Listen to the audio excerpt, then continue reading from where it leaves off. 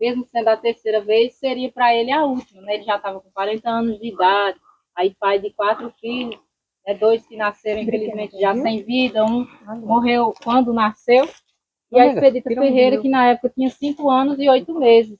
Então, o sonho deles era criar essa menina, né, de uma forma mais normal, né, já que aquela vida que eles viviam, uma vida nômade, difícil, né, sofrendo debaixo de sol escaldante, passando frio e fome, sendo constantemente perseguidos, já não era uma vida tranquila para que eles criassem a sua filhinha, já que todas as crianças nascidas no cangaço eram entregues com poucos dias de vida, né? 42 dias no máximo era o tempo ideal para se entregar uma criança para juízes, padres ou vaqueiros criar, né? Pessoas de estimativa, de família, eles já ficavam, né, olhando essas pessoas, diziam, é para aquela que a gente vai entregar, fulana de tal.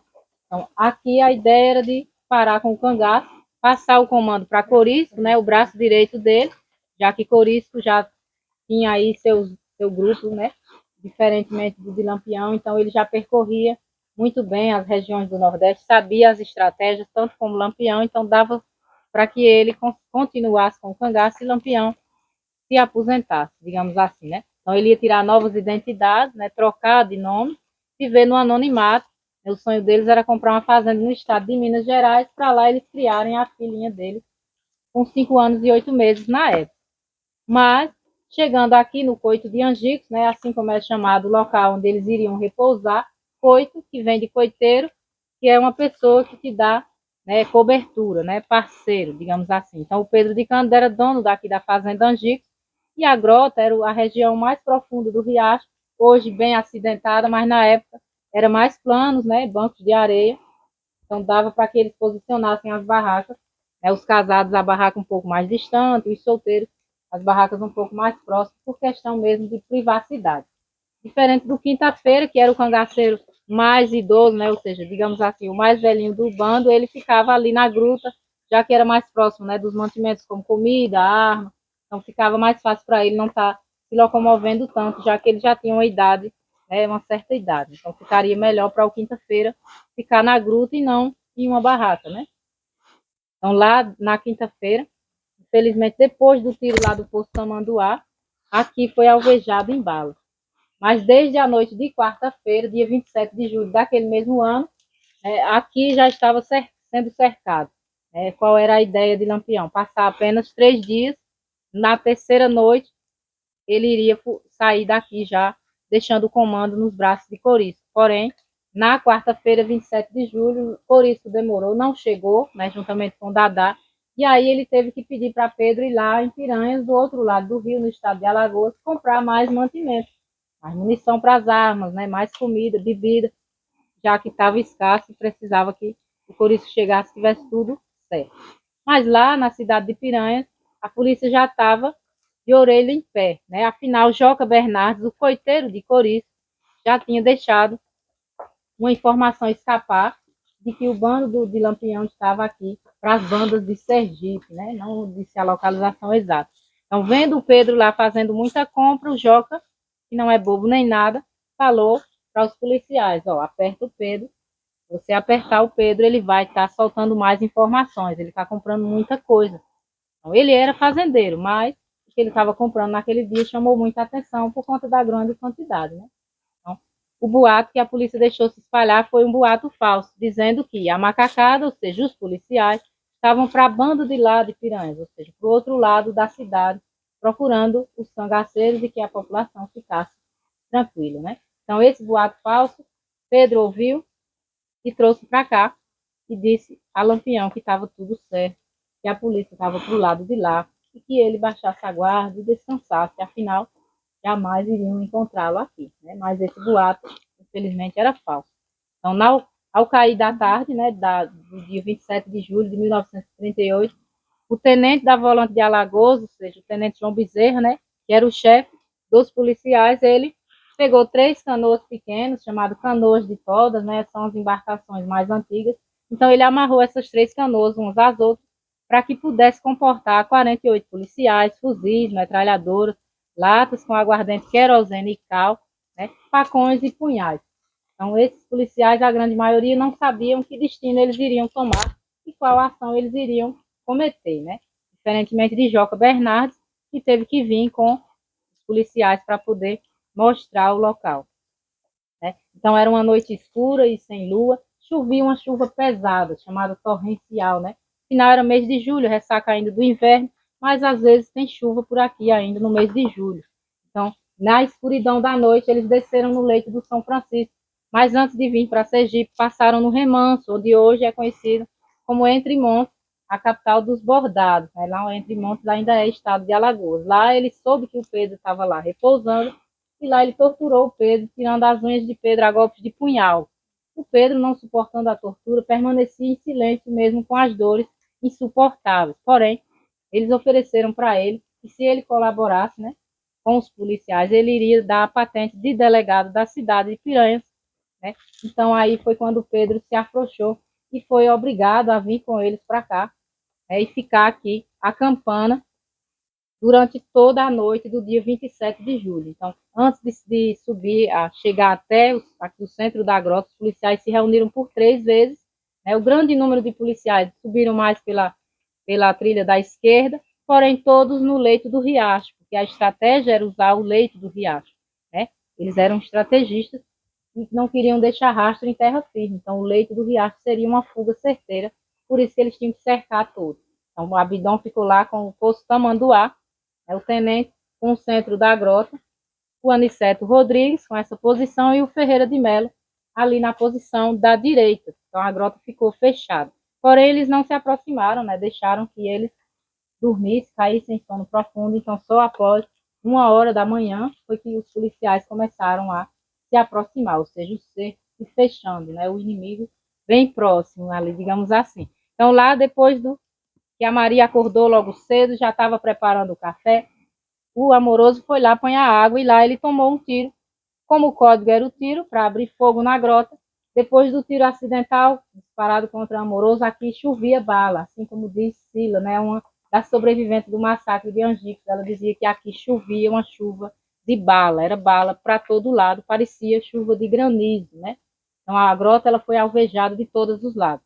Porém, o primeiro a morrer foi Lampião. Quando ele saiu da sua barraca, já foi surpreendido com um tiro mortal, com uma força potente. A arma que matou ele tinha um peso em joules, né, o tiro, de 300 quilos. Né, a região do umbigo foi aonde atingiu apenas um tiro para que ele, infelizmente, silenciasse para sempre. Né. Seguidamente dos outros que morreram logo imediatamente, a Maria foi diferente porque a Maria ela tomou 2 tiros, um no ombro, um no abdômen próximo à virilha, porém ela só ficou imóvel, ainda conseguia respirar e balbuciar algumas palavras, tanto que pedia por misericórdia pela vida sua e do seu esposo, o Lampião, né?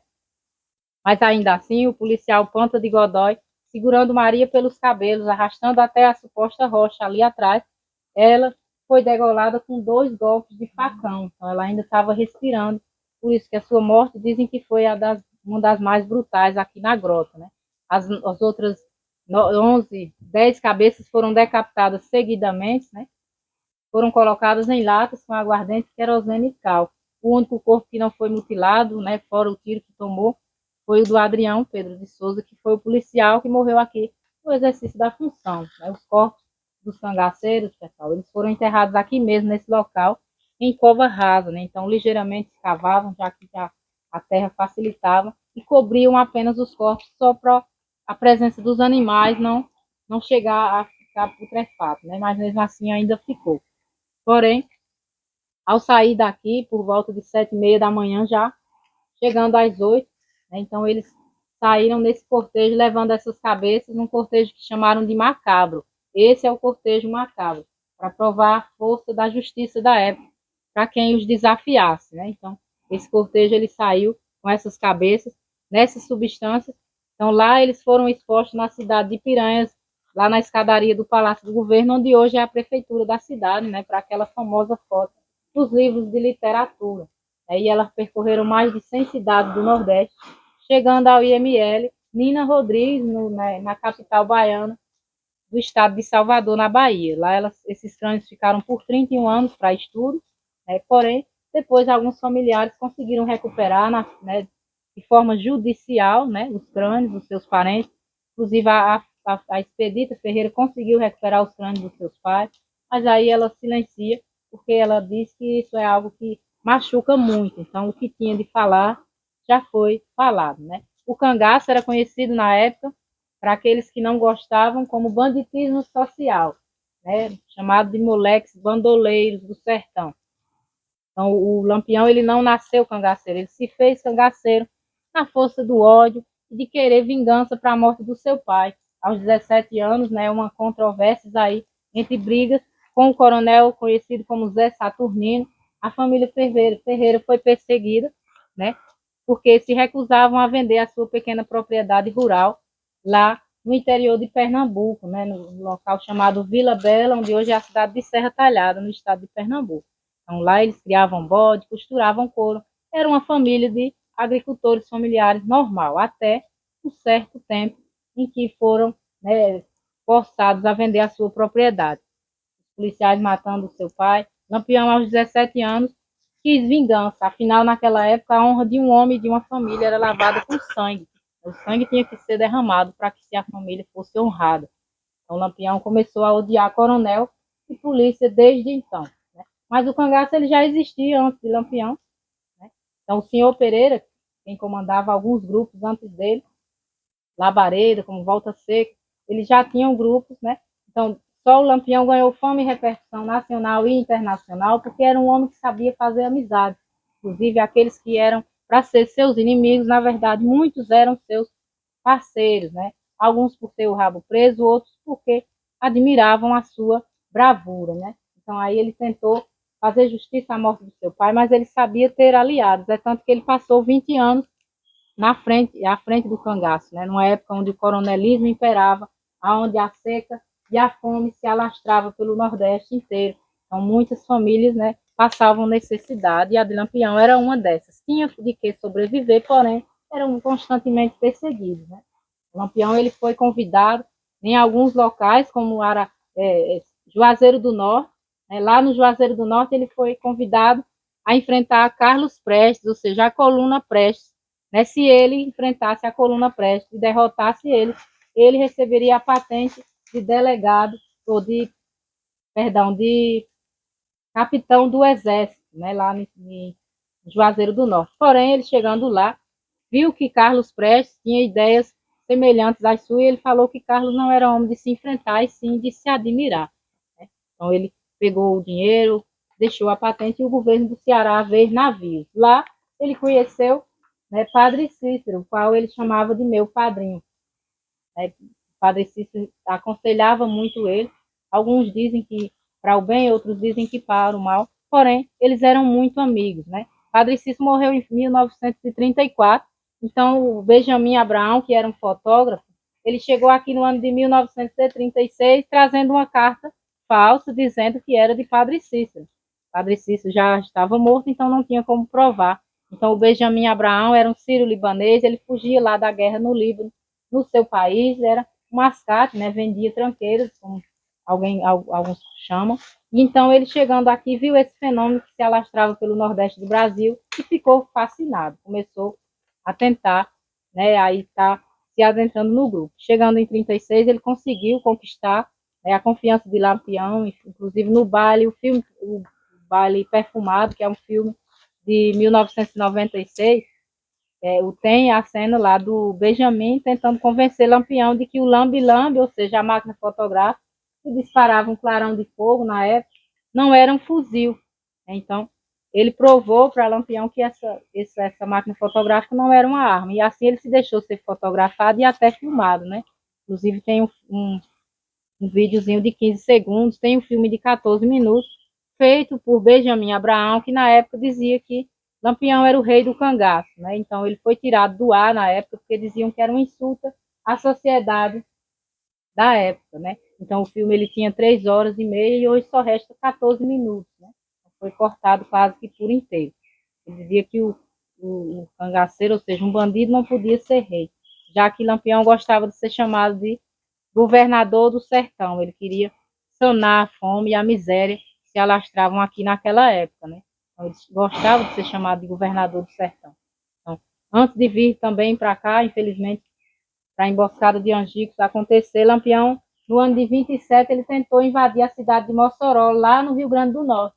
Mas lá ele não conseguiu nem entrar na cidade, porque de lá ele dizia que até os santos atiravam das torres das igrejas. Lá não era lugar de cabra passar. E lá ele perdeu um cangaceiro apelidado de Jararaca. Jararaca era chamado o homem mais perverso do bando, né? Ele ficou famoso na literatura aí por espetar um bebê recém-nascido no punhal, né? Apenas por ser filho de coronel. Então, Jararaca em vida um homem perverso, mas como a sua morte foi considerada uma barbárie, né? Lá ele foi torturado pela polícia e a população, né? Fizeram ele cavar a própria cova, fizeram Jararaca ser enterrado vivo e de pé. Ele se recusava a deitar na cova, então eles começaram a cobrir ele de pé mesmo, e assim sua morte foi uma barbárie, e assim perdoada todos os seus pecados, né? Já que dizem que ele se arrependeu no último minuto, e hoje ele é chamado o cangaceiro que virou santo. Então a sua tumba é local de visitação o ano inteiro, dizem que ao tocar ela acontece milagres, né? Então, eis aí a ironia do destino. Então, no último minuto, ele se arrependeu de todos os seus crimes, tendo aí a brandura de Deus, e hoje considerado santo. Então, diferentemente de Dadá, Sila, Dulce e outras mulheres que foram sequestradas de suas famílias, a Maria ela veio para o cangaço de forma normal, né, natural, por livre e espontânea vontade. Ela já estava cansada de um casamento abusivo, onde não havia respeito de nenhuma das partes, com um primo conhecido como Zé de Neném. Ele era sapateiro, mas muito mulherengo, né? Então, viviam em constantes brigas e separações. Numa dessas separações, ela na casa dos seus pais, conheceu Lampião ao passar na casa do seu Felipe de Dona Déia, lá em Malhada de Caiçara, onde hoje é o município de Paulo Afonso, no estado da Bahia. Então lá, a Maria, ela se encantou por Lampião, e ele convidou ela para ir embora com ele, quando ele viesse buscar os lencinhos, né, que eles chamavam de jabiracas, né, esses lencinhos, para que ela bordasse, né, uma remessa desses lenços, e com um ano depois ele voltaria para buscá-la, né. Em menos de um ano ele já voltou, e a Maria foi embora com ele, né, diferentemente de outras mulheres que foram sequestradas. Então, depois que a Maria chegou no cangaço, ele começou a ganhar uma força menor, assim, deixar de ser aquele cangaço mais carrancudo, né, ficou mais melódico, né, mais suave. Então, a Dadá, que era companheira de Corisco, quando eles chegaram aqui, souberam do massacre, Corisco não contou conversa, né? Quis saber quem era o culpado. Joca Bernardes jogou a culpa em Domingos de Pato, que era um fazendeiro local aqui, que não tinha nada a ver com a culpa, não era Pato nem nada, mas que acabou pagando o pato. Sua família foi atraída por Corisco, 9 pessoas dessa família, para um curral. Lá ele decapitou essas famílias de forma perversa, colocou dentro de um saco de estopa, né, e mandou com um bilhete para o tenente da polícia de Alagoas com as seguintes palavras: "Tá aí suas cabeças, faça uma grande buchada, sente e coma, para vingar a morte do meu capitão." Assinado por isso o Diabo Loiro, né? Depois que ele enfrentou a polícia, principalmente a de Alagoas, né? Ele foi perseguido por mais 2 anos e morreu no ano de 1940 em Barra do Mendes, uma fazenda no interior da Bahia, né? Lá ele estava escondido na casa de um compadre e foi surpreendido numa emboscada. Depois de almoçar, ele estava deitado numa rede, onde foi alvejado e não teve possibilidade nenhuma de defesa, já que Corisco já tinha os membros superiores, ou seja, os braços e as mãos, quase que imóveis, né? Então, de 38 até 1940, ano de sua morte, ele precisou da ajuda de Dadá, sua companheira, para segurar as armas de grosso calibre como fuzil. Por isso que Dadá é conhecida hoje como a Amazona do Sertão, uma das mulheres que enfrentou violência, né, e fome, frio, diante do cangaço, e foi a única a enfrentar a morte de frente, né? Então, ela tomou apenas um tiro no pé naquela época, afinal o alvo não era ela não tinha enfrentado a polícia, né? Então, ela depois cumpriu pena de 6 anos na cadeia. Lá o ferimento se agravou na cadeia, infelizmente ela não pôde cuidar do ferimento, e aí teve que amputar a perna. Depois dos 6 anos de pena na cadeia, ela saiu, né, refez sua vida, casou novamente e morreu em fevereiro de 1994, de morte natural, aos 74 anos de idade, né? Já outros cangaceiros, como Sila e Dulce, né? Dulce de Menezes morreu ano passado, no mês de novembro, foi sobrevivente aqui do massacre de Angico, está entre os 24 que conseguiram escapar aqui na direção direita, né? Então, na época, o policial falou que a arma falhou por 15 segundos, parou de atirar.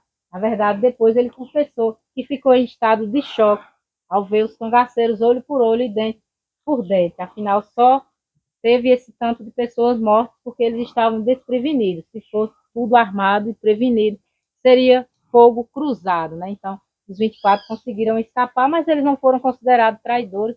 Afinal, naquela hora era matar ou morrer, né? Então, a história que parece ser muito antiga está ainda muito viva entre nós, né? Então, o cangaço ele existe até hoje, apenas com outra vestimenta, né? Coronéis e polícias perversos também existem com outra cobertura de vestimenta. Então, a gente às vezes tenta dizer que o cangaço está lá no passado, mas ele ainda perpetua entre nós aqui, na nossa sociedade atual, né? Então, em nome do Cangaço Ecopark, eu agradeço a todos que ouviram até aqui, tá, pessoal? Obrigada. Aqui, pessoal, só tem duas mulheres que morreram, foi Maria e Enedina. Marcela é nome de planta.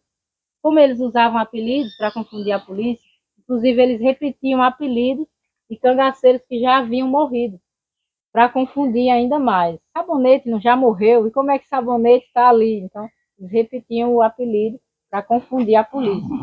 Alguns perguntam, o apelido ele tem a ver com o comportamento do cangaceiro? Às vezes sim, às vezes não, né? Corisco, faísca, significa ligeiro, né? Então, o Corisco era um homem ligeiro. Então, o apelido combinou, né? Amoroso, um homem prestativo, combinava também, diferentemente de outros apelidos que não tem nada a ver, né? Então, os apelidos nem sempre falavam do comportamento do cangaceiro, tá? Aqui são 11. As cruzes representam, né, os cangaceiros e essa cruz da esquerda, o policial. Né? Tem uns que gostam da versão o polícia é vilão, outros gostam da versão que ele é vilão. Então, no livro Lampião, a Raposa das Caatingas, o autor Lima Rodrigues ele vai dizer o seguinte: Lampião não era vilão e nem mocinho, apenas um cangaceiro à moda do seu tempo, né? Então, assim, naquela época, uma época difícil, era difícil você julgar de que forma, né, de qual lado ele estaria, né? Da justiça ou do bandido, né? É conhecido também como Robin Hood do sertão, porque ele tirava dos ricos, dividia com os pobres, né, já que as suas constantes fugas dificultavam para que ele juntasse tanta coisa. Mas ainda assim eles tinham, né, quantidades grandes de ouro e alguns pertences de maior valor. Né? Então lá no Museu do Cangaço, na cidade de Piranhas, está exposta algumas réplicas dos pertences desses cangaceiros. Aqui no ano de 2013, pessoal, foi encontrado um papo amarelo, que é uma arma dos cangaceiros. Então, alguns historiadores acreditam que aqui ou os corpos sedimentaram, ou eles foram levados devido às fortes chuvas, né, onde aqui a velocidade é muito grande da água, possam ter sido levados para o leito do São Francisco. Então, é um local, né, que pode ser sítio, mas também pode estar guardando uma história escondida aí, quem sabe debaixo desse solo. Então, todos os anos, aqui em 28 de julho, ano do massacre, o dia do massacre, né, acontece uma missa aqui em sufrágio de todas as almas, exatamente nesse local, né, um local bem visitado, para aqueles que gostam de andar. Então, algumas rochas têm marcas de tiros, alguns dizem que é fake news, outros dizem que é verdadeira, porém, é as marcas que estão ali na rocha, se vocês quiserem observar, em cerca de 15, 18 tiros, mais ou menos, por isso nas rochas. Se quiserem olhar. Qual dessas pedras que decapitou a cabeça da... Tem ela aqui ou não? É a suposta rocha. É, né? a suposta. Não é uma rocha exata. Então a gente diz que é aquela rocha comprida lá, ó, como uma poltrona. Tá vendo? Ah, Só que tá. a ponta dela era o que estava de fora. Como o relevo era plano, algumas dessas rochas não estavam nem aparecendo, né? Estavam cobertas. Só a ponta da rocha estava.